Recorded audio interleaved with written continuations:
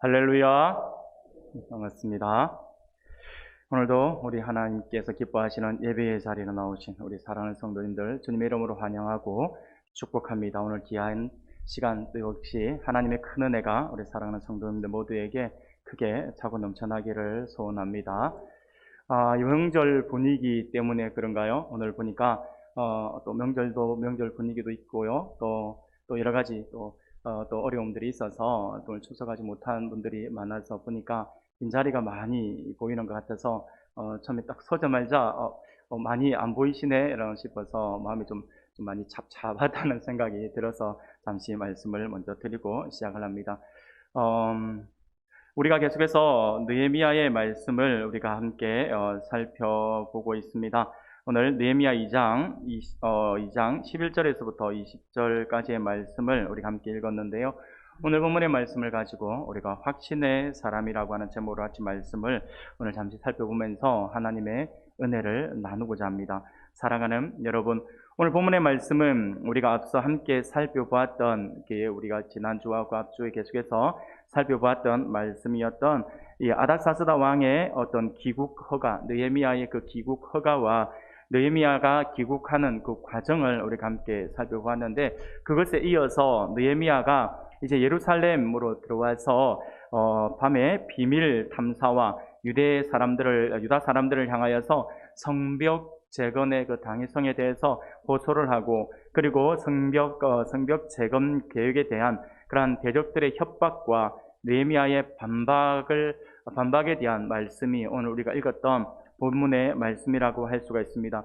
오늘 본문의 말씀을 우리가 조금 더 구체적으로 한번 살펴본다면요, 느헤미야는 예루살렘에 이른 지 3일째 되던 날 밤에 아무에게도 자신의 사명과 귀한 목적을 알리지 않은 채 두어 사람만을 데리고 은밀하게 예루살렘을 탐사하여서 예루살렘 성벽이 무너지고 불에 탔음과 그리고 그 일부분 곧 동북편 쪽에 있었던 샘문과 왕의 모세의 성벽은 짐승을 탄 채로는 지나가질 수 없을 정도로 심각하게 파손되어 있다라고 하는 것을 확인하게 됩니다. 아마도 느헤미야가 이렇게 은밀하게 밤에 이를 진행하게 된 것은요, 성벽의 상태를 확인하여서 재건에 필요한 모든 계획을 세우기 위함도 있지만 성벽 재건과 관련하여서 대적들의 방해를 받지 않기 위해서 아마 밤에 이렇게 사람들 모르게 다녀왔다라고 할 수가 있습니다. 여하튼 그렇게 탐사를 마치고 이제 느헤미야는 예루살렘을 탐사한 것을 토대로 성벽 재건에 관한 구체적인 계획을 마련하여서 유다 사람들을 향하여 예루살렘 성벽의 황폐함을 지적하고 예루살렘 성벽을 재건하여서 다시는 수치를 당하는 일이 없도록 하자라고 호소를 하고 있습니다. 그리고 하나님께서 자신을 도우신 일과 아닥사스다 왕의 전폭적인 지원에 대해서도 말을 함으로써 백성들에게 용기를 북돋워 주고 있습니다. 결국 백성들은 느헤미야의 진지한 호소를 듣고 일어나서 예루살렘 성벽을 재건하자라고 결의를 다지게 됩니다. 하지만 우리가 잘 알고 있는 것처럼 아무리 선한 의도를 가지고 있고 하나님의 사업이라고 말은 하고 있지만, 그렇다고 해서 이 하나님의 일이라고 해서 항상 좋은 일만을 벌어지는 것은 아니라고 하는 것이죠. 이스라엘이 예루살렘 성벽을 재건하기로 결의하자 사마리아 총독이었던 호론 사람 산발락과 그리고 종리였던 암몬 사람 도비야, 그리고 아라비아 사람 게셈 등이 이스라엘의 대적들이 비웃으면서 지금 성벽 재건을 하겠다라고 하는 이스라엘의 백성들의 이 모습들을 비웃으면서 페르시아 왕을 반역하는 일, 이것은 지금 페르시아 왕 아닥사스다 왕을 배반하는 것이다 라고 이렇게 협박을 하게 되는 것을 보게 됩니다. 그런데 이들이 하는 이 협박이 단순한 그냥 협박에 지나는 것이 아닙니다. 당시의 백성들의 입장에서는 이들의 이 협박이 굉장히 무섭고 두려움으로 다가올 수밖에 없습니다. 어떻게 보면 백성들에게는 청천벽력과 같은 그러한 두려움이자 공포였다라고 할 수가 있습니다. 왜냐하면요, 이미 에스라 시대에 예루살렘 성을 재건하려고 하다가 그 대적들이 역시 똑같은 방법으로 고소를 해서 공사가 중단된 적이 있었거든요. 그런데 그때 공사만 중단된 것이 아니라 그 일에 연루되어 있었던, 공사에 아주 깊이 관련되어 있었고 아니면 핵심 인물이라고 할 수 있는, 그러니까 수많은 사람들이 다시 잡혀가든지 아니면 어떤 고초를 당하든지 아니면 살해를 당하는 그러한 어려움들을 그들이 겪었거든요. 그래서 이 공사가 중단되었고 그로부터 일어났던 그 많은 엄청나게 큰 상처를 이게 가졌던, 상처가 있었던, 그것을 겪었던 백성들의 입장에서는 지금 이 대적들의 협박이 굉장히 무섭게 다가올 수 있다라고 하는 것입니다. 우리 속담에도 자라보고 놀란 가슴 소뚜껑 보고 놀란다라고 하는 그러한 속담이 있듯이 지금 아마 이 대적들의 이러한 위협은 이스라엘 백성들에게 있어서 그 자체로도, 그 말 한마디 그 자체로도 너무나도 놀랍고 충격적인 그런 공포를 안겨다 줄 수 있었다라고 하는 것입니다. 그러다 보니 어떻게 보면 백성들이 성벽 재건을 하려고 할 때마다 대적들이 이렇게 방해를 하고 이것을 또 우리를 이렇게 심하게 방해를 하는 걸로 볼 때는 이 하나님이 예루살렘 성에 이 성벽을 재건하는 것은 우리가 할 수 없는 일인가 보다라고 생각을 할 수도 있어요. 그것이 자신들에게 큰 벽같이 느껴질 수도 있다라고 하는 것이죠. 그러나 느헤미야는 그럼에도 불구하고 전혀 위축되지 않고 더욱 담대하게 예루살렘 성벽 재건에 관하여서 아닥사스다 왕의 허락을 받았다라고 하는 사실과, 그리고 대적들의 협박에 대하여서는 오히려 그들에게 예루살렘과는 너희들은 아무 상관없잖아 라고 하면서 너희들이 어떤 권리도 주장할 수 없다라고 이야기를 하면서 담대하게 그들을 오히려 지적하고 있는 것이 오늘 우리가 읽었던 본문의 말씀이라고 할 수가 있습니다. 사랑하는 여러분, 이러한 느헤미야의 모습은 단순한 그의 용기와 담대함에서 비롯된 것이 아닙니다. 이것은 느헤미야가 이렇게 모든 백성들이 공포에 떨고 있는 그때에 느헤미야가 이렇게 담대하게 이야기를 할 수 있고 담대하게 선포를 할 수 있었던 이유가 있는데, 그 이유가 무엇이냐니까 바로 느헤미야는 분명한 소명의식을 가지고 있었기 때문입니다.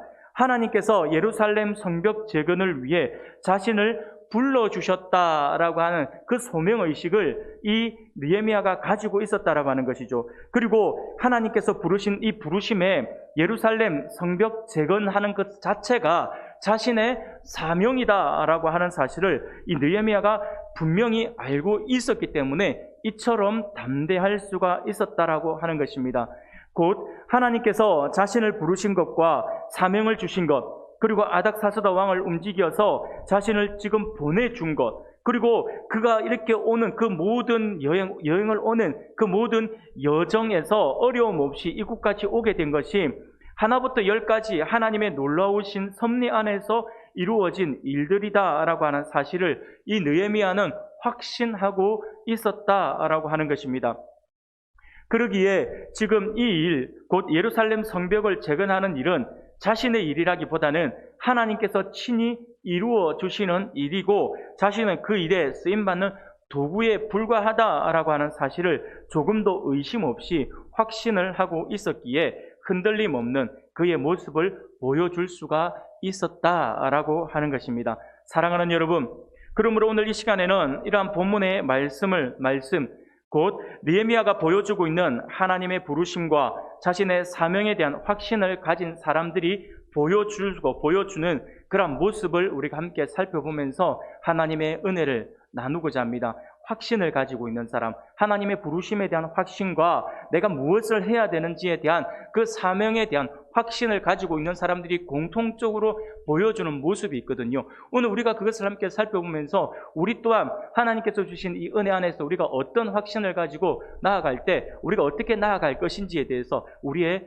교훈으로 삼을 수 있기를 바랍니다. 사랑하는 여러분, 하나님의 부르심과 주신 사명을 확신하는 사람들이 보여주는 특징이 무엇이냐니까요.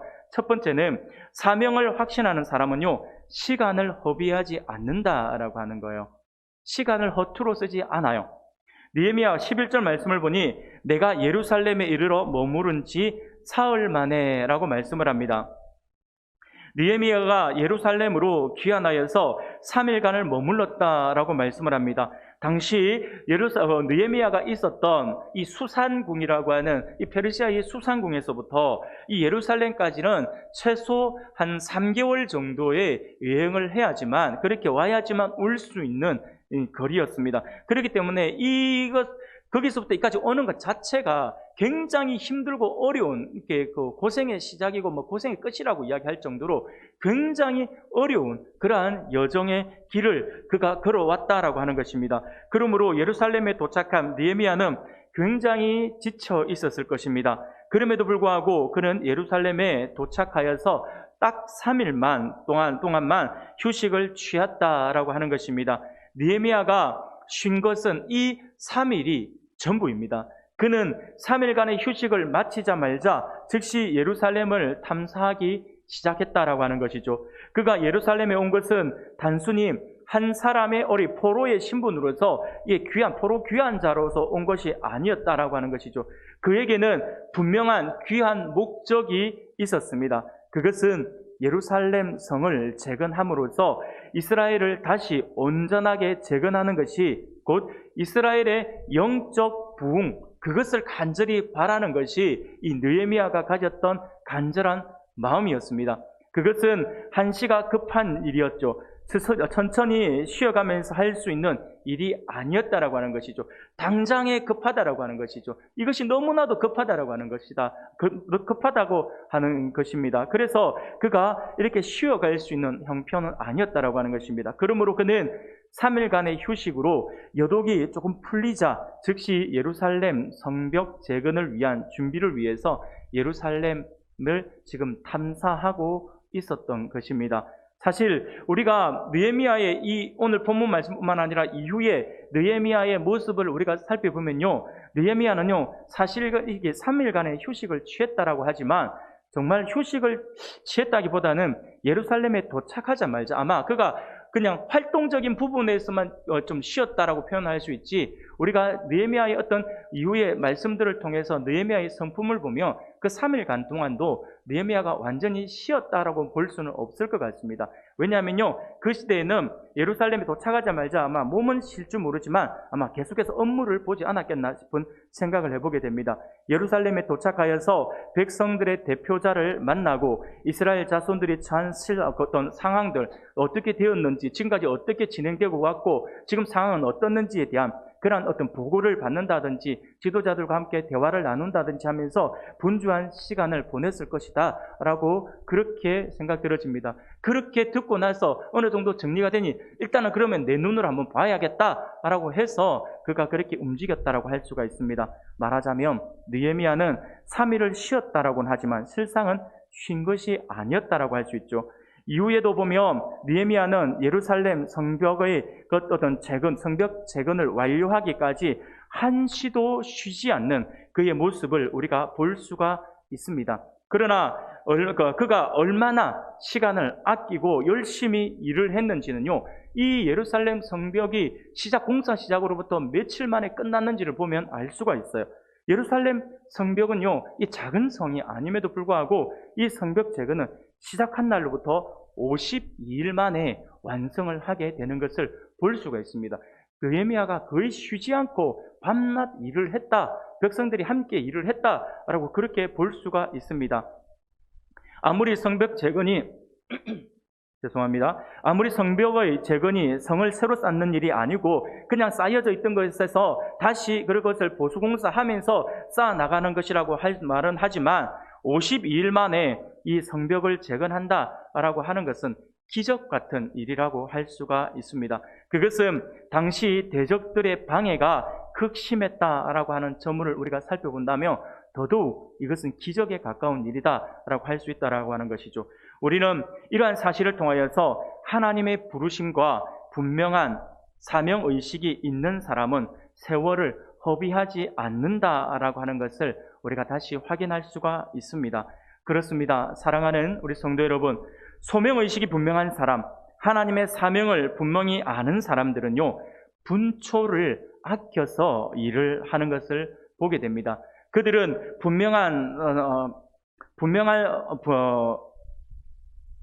그들은 이 소명의식을 가지고 있는 사람들은요, 자기의 할 일이 얼마나 중요한 일인지를 잘 알고 있기 때문에 그들이 쉬지 않고 분초를 아끼지 아니하고 그렇게 이렇게 일을 한다라고 하는 것입니다. 그 일이 매우 시급하게 해야 할 일이라고 하는 것을 그가 너무나도 잘 알고 있기 때문에 그렇습니다. 그래서 그들은 시간을 소비하는 법이 없어요. 사랑하는 우리 성도 여러분, 아무 일 없이 그냥 놀고 먹기만 하는 사람들이 있죠. 그런 사람들을 우리는 그냥 무의도식하는 사람이다라고 이렇게 표현을 하지 않습니까? 그런데 이 무의도식하는 사람들이 세월을 허비하면서 이렇게 살아가는데 그들이 왜 이렇게 세월을 허비하면서 살아가는지를 아십니까? 그것은요, 자기가 왜 세상에 왔는지, 왜 존재하는지에 대한 그 사실을 전혀 인식하고 있지 못하기 때문에 무의도식한다라고 할 수가 있습니다. 우리가 주변을 살펴보더라도 자신의 부르심, 곧 소명의식을 분명하게 가진 사람과 내가 무엇을 해야 하는지 그 사명의식이 분명한 사람 중에는 게으른 사람을 볼 수가 없습니다. 우리가 아는 대로 위대한 신앙의 사람들도요, 우리가 가만히 살펴보면 모두가 다 세월을 아껴 살았던 사람이었다라고 하는 것을 볼 수가 있습니다. 우리 주님도 어떻습니까? 새벽 일찍부터 밤늦게까지 일하셨다라고 하는 걸 우리가 잘 알고 있지 않습니까? 사랑하는 우리 성도 여러분, 특별히 우리는 오늘 우리의 모습들을 우리가 적용해 보면요, 우리가 가만히 생각해 보면 우리 또한 일할 시간이 많이 있는 사람들은 아니에요. 우리가 많은 살아갈 날이 많이 있다라고 생각을 할 수 있지만 그러지 않습니다. 우리의 시간들은 한정되어 있어요. 우리가 이 땅에서 주의 일을 하는 그런 시간들이 많이 주어져 있는 것 같지만 사실은 그렇지 않습니다. 너무나도 짧은 시간밖에 없다라고 하는 것을 우리가 기억해야 합니다. 우리 주님도 그러셨잖아요. 우리 주님께서 그렇게 분주하게 움직이신 이유가 무엇입니까? 우리 주님은 알고 계셨거든요. 우리 주님은 본인이 당신께서 이 땅에서 사역을 하시는 그 공생의 기간이 3년이라고 하는 이 시간들을 예수님은 알고 계셨거든요. 그래서 이 3년의 시간 동안 한 개라도 더 주고 한 명이라도 더 구원하고 한 명이라도 더 살리고 제자들을 바로 세우려고 예수님께서 그렇게 노력을 하신 것이죠. 시간이 한정되어 있으니 자는 시간도 아깝고 먹는 시간도 아깝고 라고 하는 그 의식을 가지시고 우리 예수님께서 뛰어다니셨다라고 하는 것입니다. 3년이라는 시간을 예수님이 알고 계셨기 때문에 그렇게 하셨다라고 하는 것이죠. 느헤미야가 또 마찬가지죠. 일정한 시간을 두고 예루살렘으로 와서 사역했던 것처럼 느헤미야도 마찬가지입니다. 느헤미야가 이렇게 급하게 빠르게 움직일 수밖에 없었던 것은 그것이 다른 이유, 시간이 많이 있는 것이 아니었다라고 하는, 언제든지 왕이 마음이 돌변하여서 본국으로 이러면 가야 되잖아요. 그러면 공사하다가 중간에 가야 되잖아요. 그러니 나에게 주어진 시간이 그렇게 길지 않다라고 하는 것을 인식했기 때문에 그가 이렇게 빠르게 움직였다라고 하는 것이죠. 사랑하는 여러분, 마찬가지입니다. 우리 하나님의 백성들이 오늘날 우리가 삶을 살아가고 있지만 우리에게 주어진 시간들은 그렇게 많지가 않습니다. 우리가 앞으로 살아갈 날이 얼마간 있다라고 생각을 해볼 수 있지만 그 시간들이 그렇게 많은 시간이 아니다라고 하는 것입니다.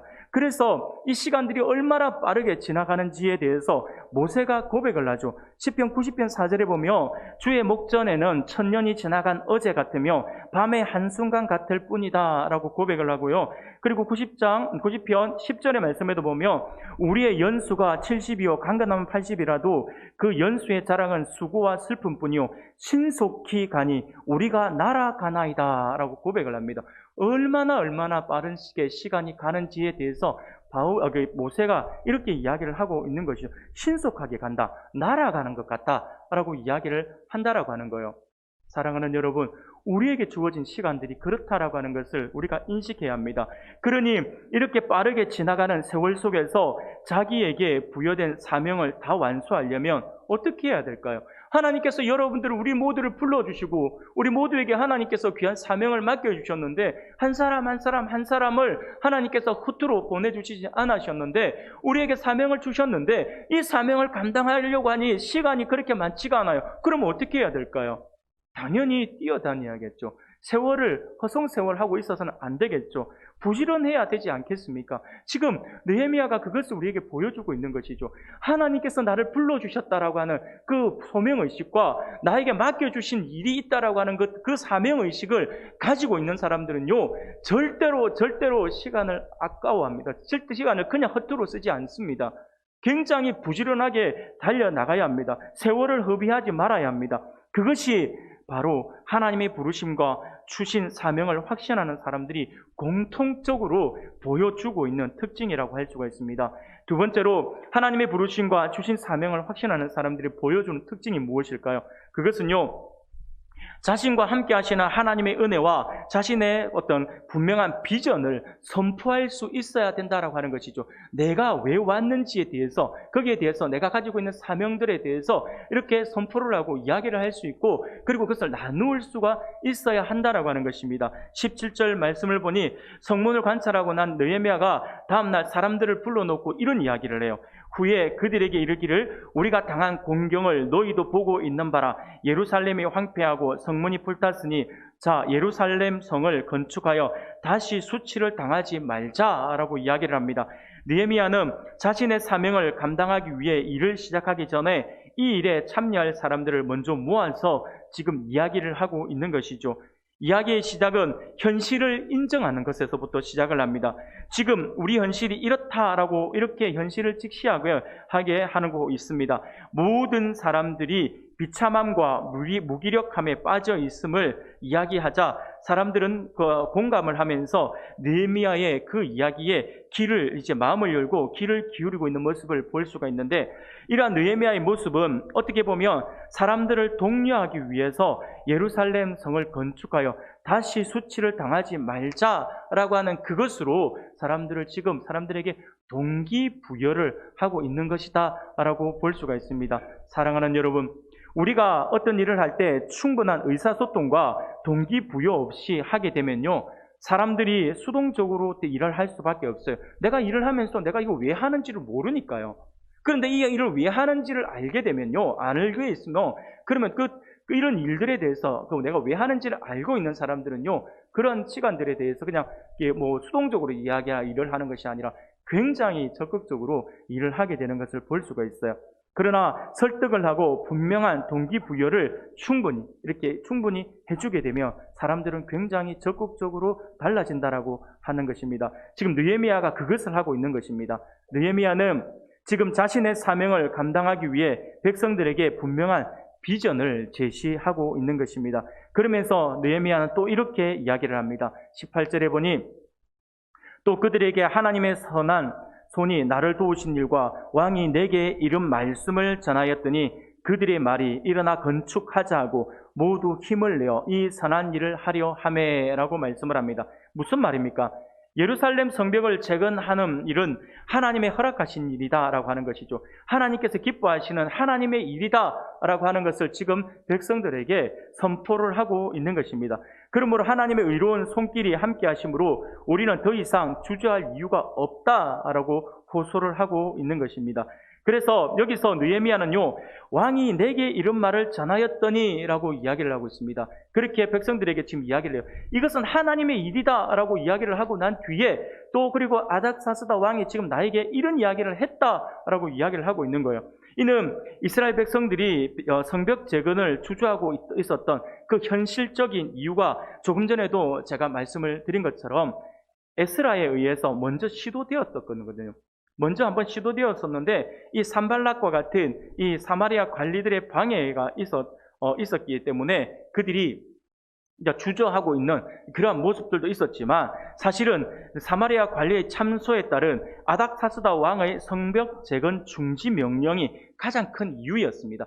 방해하는 사람들 때문에 조금 주춤하는 것은 맞지만 이것보다 더 큰 문제는 뭐냐면 이들이 참소했다라고 하는 것이죠. 왕에게 거짓말로 고소를 해서 백성들이 지금 반역을 하려고 한다라고 하니까 아닥사스다 왕이 모든 공사를 중단을 시켜 버렸다라고 하는 것이죠. 그리고 거기에 관련된 사람들을 다시 잡아가 버리는 그러한 일들을 그들이 당한 것이죠. 그것이 너무 두려움으로 다가오고 공포로 다가왔다라고 하는 것입니다. 그래서 그들은 이 선뜻 느헤미야가 이 성벽의 부분에서 그렇게 무너지고 오랜 시간 동안 지금 허물어져 있음에도 불구하고 어느 누구 하나 이것을 다시 재건하자라고 하는 그 마음을 먹지 않았다라고 하는 것이죠. 자칫 잘못하면 자기도 죽을 수가 있다라고 생각을 했으니까요. 그런데 지금 느헤미야가 이스라엘 백성들에게 아닥사스다 왕의 그 호의를 베풀었던 그 사실을 이렇게 이야기를 하고 있는 거예요. 이 모든 사실들을 이야기를 하고 있는 거죠. 이 사업을 왕이 허락했다라고 하는 거죠. 왕이 나에게 허락해서 내가 지금 이거기 온 거 아니냐라고 하는 것이죠. 그러면 백성들 입장에서는 지금까지 자기네들의 어떤 성벽 재건에 있어서 장애물이 되는 그 장애물, 거대한 장애물이었던 왕의 명령, 그것이 우리 편이라고 한다면 백성들의 마음은 달라지겠죠. 그러니까 지금 백성들의 모습이 지금 다르게 이야기를 하고 있는 것입니다. 백성들이 일제히 일어나서 외치게 되는 것이죠. 우리가 무너진 성벽과 불탄 성문을 재건합시다 라고 이렇게 이야기를 하고 있는 것입니다. 쉽게 말씀을 드리면 왕이 그것을 허락했는데 우리가 못할 것이 무엇입니까? 까짓것 한번 해봅시다 라고 이렇게 이야기를 하고 있다라고 하는 것이죠. 힘을 내어서 성벽 재건을 하려고 하는 백성들의 모습을 볼 수가 있습니다. 사랑하는 여러분, 우리가 하나님께서 주신 사명, 곧 하나님이 맡기신 큰 일을 하려면 느헤미야처럼 해야 합니다. 하나님께서 나에게 주신 사명이 무엇이며 이것을 위해 하나님께서 어떻게 나를 도우시고 인도하시는지에 대한 분명한 의식이 있어야 하고 그것으로 우리가 선포를 할 수가 있어야 한다라고 하는 것입니다. 함께 나눌 수 있어야 한다라고 하는 것이죠. 그래서 우리가 흔히 말하는 제가 전에도 계속 자주 말씀을 드리는 것처럼 이 소그룹 안에서 이루어지는 그 일들에 대해서 간증하는 그러한 시간들이 많이 필요합니다. 하나님께서 우리에게 나에게 어떻게 역사해 주셨고 어떻게 인도해 주셨고 어떻게 은혜 베풀어 주셨는지에 대해서 이야기를 서로 나누면서 같이 거기에 대한 공감하고 같이 기도할 때 우리의 공동체가 더욱더 하나가 되고 한 목표를 향해서 함께 달려갈 수가 있다라고 하는 것이죠. 사랑하는 여러분, 하나님께서 나에게 주신 비전이 있습니까? 그렇다면 그 비전 여러분들 간직하고 내 혼자만 이렇게 하고 있는 것이 아니라 주변에 이야기를 하면서 함께 기도할 수 있는 그 길을 열어주셔야 합니다. 그래야지만 함께 같은 마음을 가질 수가 있고 같이 달려나갈 수가 있다라고 하는 것이죠. 지금 느헤미야가 보여주고 있는 모습이 바로 그런 모습이다라고 하는 것입니다. 사랑하는 여러분, 오늘 본문의 말씀을 통하여서 우리가 한 가지 더 우리가 살펴볼 것이 있습니다. 그것은요, 하나님의 부르심과 주신 사명을 확신하는 사람들, 이 사람들, 결국에는 하나님은요, 확신하는, 이 확신을 가지고 있는 이 사람들을 통해서 큰 일을 한다라고 하는 것입니다. 우리가 하나님께서 우리에게 주신 은혜 안에서 내가 가지고 있는 그 소명의식과 사명의식, 그리고 하나님의 그 일에 대한 확신을 가지고 있는 이 사람들을 통해서 하나님께서 일을 하신다라고 하는 것입니다. 19절 말씀을 보니 호른 사람 산발락과 종이었던 암몬 사람 도비아와 아라비아 사람 게셈이 이 말을 듣고 우리를 업신여기고 우리를 비웃어 이르되 너희가 하는 일이 무엇이냐? 너희가 왕을 배반하고자 하느냐 하기로라고 이야기를 합니다. 사랑하는 여러분, 우리가 하나님을 분명히 확신하고 하나님의 일들을 이루기 위해 헌신하고 노력할 때에 반드시 우리에게 반대와 그리고 모함의 소리 또는 조롱과 비웃음으로 우리를 비판하는 무리들이 나타나게 되어 있습니다. 우리의 대적들로 인해서 우리와 우리 하나님을 업신여기는 모습이 우리 주변에 나타나게 되어 있다라고 하는 것이죠. 하지만 우리는 분명히 기억해야 합니다. 우리를 향한 비판의 목소리와 모함이 우리에게 크게 보이게 되면 우리는 더 이상 일어나지 못한다라고 하는 것입니다. 분명히 일어난다라고 하는 사실들을 아셔야 돼요. 우리가 하나님의 일을 한다고 해서 모든 것이 다 형통할 것이다, 모든 것이 다 평탄할 것이다 라고 생각하시면 안 됩니다. 하나님의 일을 하는 데도 있으면 반드시 사탄 마귀가 역사하게 되어 있어요. 그렇기 때문에 우리가 어떤 일을 할 때 하나님의 어떤 대적들이 반드시 나타나게 되어 있다니까요. 그런데 우리가 그 나타나는 그 대적을 너무 거대하게 보게 되면 어떻습니까? 그러면 우리가 더 이상 일을 하지 못해요. 우리가 일어서서 일을 할 수가 없어요. 그냥 그들을 무시해야 돼요. 무시해버리면 되는 거예요. 하나님의 일을 하기 위해서는 조금 이런 부분들이 분명히 필요합니다. 대적은 그냥 대적으로만 보아야 된다라고 하는 것입니다. 대적은 그냥 대적일 뿐이에요. 그 이상도 그 이하도 아닙니다. 그냥 대적이다 이렇게만 그냥 반대하는 사람이구나 라고 생각을 하면서 나아가야 합니다. 그런데 그 대적을 우리는 어떻게 하냐면 대부분이 그 대적을 너무 크게 본다라고 하는 거예요. 그리고 그 앞에서 나는 너무 작은 존재다 하라고 하는 것을 그렇게 스스로 자신을 낮추어 보게 되는 것이 우리의 어떤 좀 연약함인 것 같아요. 그런데 우리가 있잖아요, 대적을 크게 보는 나머지 자신을 스스로 낮추어 보게 되면 어떤 현상이 벌어지냐니까 광야에서 이스라엘 백성들이 보여주었던 바로 그 메뚜기 컴플렉스에 빠지게 되어 있다라고 하는 것이에요. 상대방은 거대해 보이고 우리는 너무 초라해 보이고, 대적은 반드시 하나님이 일을 하는 데 있어서는 대적이 나타나게 되어 있어요. 반드시 모험하는 사람들이 나타나게 되어 있고요. 그러나 그들을 너무 크게 보아버리면 우리가 일을 하지 못한다라고 하는 것입니다. 그래서 그냥 대적은 대적이구나 하면서 기도하면서 그냥 우리가 할 일을 우리가 더욱더 담대하게 해나가면 된다라고 하는 것입니다. 사랑하는 여러분, 이것을 기억할 수 있기를 바랍니다. 세상은 골리앗과 같고 높은 여리고성 같지만 우리 하나님은 그보다 더 크신 분이시다라고 하는 사실을 믿으시길 바랍니다. 우리는 믿음만 있으면 언제든지 우리 앞에 장애물로 막혀있는 그 벽을 넘을 수 있습니다. 하나님이 우리와 함께 하시면 어떤 절망과 비판도 다 뛰어넘을 수 있다라고 하는 것이죠. 20절 말씀을 보니 내가 그들에게 대답하여 이르되 하늘의 하나님이 우리를 형통하게 하시리니 그의 종들인 우리가 일어나 건축하려니와 오직 너희에게는 예루살렘에서 아무 기업도 없고 권리도 없고 기억되는 바도 없다 하였느니라 라고 말씀을 합니다. 대적들의 조롱과 협박에 대하여서 보이고 있는 느헤미야의 반응입니다. 이스라엘의 대적들은 이스라엘이 예루살렘 성벽 재건을 결의하고 공사를 시작하려고 하자 이스라엘 자손들을 업신여기며 비웃고 또 그 일이 왕을 반역하는 것이다 라고까지 하면서 협박을 합니다. 여기에 업신여기며 비웃었다라고 하는 것은요, 이스라엘의 힘으로는 예루살렘 성벽을 재건할 수 없다라고 하면서 조롱을 하고 있는 그러한 의미입니다. 사실 당시 이스라엘 백 자손들이 예루살렘 성벽을 재건한다라고 하는 것은 역부족입니다. 역부족인 면이 너무나도 많죠. 인구는 얼마 되지 않았고 부족한 것이 너무나도 많았습니다. 그러기에 많은 대적들이 그 일을 그 안에서 그 대적들이 일을 방해까지 하고 있으니 얼마나 더 힘들고 어려웠겠습니까? 그러나 느헤미야는요, 하늘의 하나님이 우리를 형통하게 하시리니 라고 함으로써 그들의 조롱을 일축하고 있는 것입니다. 느헤미야는 예루살렘 성을 재건하는 것이 하나님의 뜻이다라고 하는 것을 분명히 알았거든요. 그렇다면 그 일은 하나님이 도우실 것이다라고 하는 것을 분명히 그가 확신을 했다라고 하는 것입니다. 그러므로 그는 이처럼 하늘의 하나님이 우리를 형통하게 하시리니 라고 담대히 선언하며 대적들의 집요한 방해 공작에도 불구하고 한치의 흔들림도 없이 공사를 진행함으로써 공사 개시 단 불과 52일 만에 예루살렘 성벽을 재건해내는 놀라운 일을 이룰 수가 있었다라고 하는 것입니다. 이러한 사실은 하나님의 인도를 절대적으로 신뢰하는 사람이 하나님의 일을 이루게 된다라고 하는 것을 우리에게 분명하게 보여주고 있는 그러한 사실입니다. 사랑하는 여러분, 그렇습니다. 우리가 하나님 은혜 안에서 하나님께서 이 모든 일들을 행하실 것이다라고 하는 확신을 가지고 있고 하나님을 의지한다면 하나님은 그 확신을 가지고 있는 우리를 통해서 일을 해 주신다라고 하는 사실들을 믿으시길 바랍니다. 하나님은요, 하나님의 일은 아무나 이룰 수 있는 것이 아닙니다. 하나님의 일은 하나님의 인도하심을 절대적으로 신뢰하고 그 믿음에 따라 담대히 행하는 자만이 이룰 수가 있습니다. 하나님의 일은 우리 인간이 하는 것이 아니라 하나님께서 하시는 것이거든요.